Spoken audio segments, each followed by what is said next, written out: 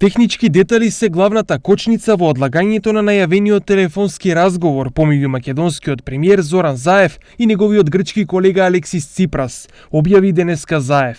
Штом се отстранат овие технички можности, веднаш ќе се случи и телефонскиот разговор и верувам дека во најбрз можен рок ќе можеме да објавиме се тоа што е договорено, како и би го процесуирале понатаму во самите постапки.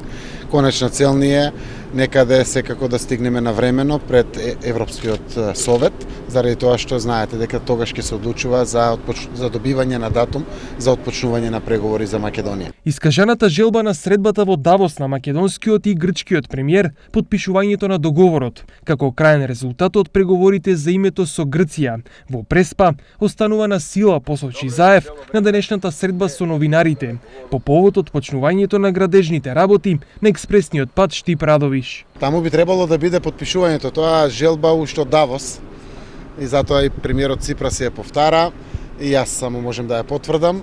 Секако во овој момент тоа што го разговара усно министрите за надворешни работи на Македонија и на Грција треба да биде проточено во правен документ, треба одредени детали.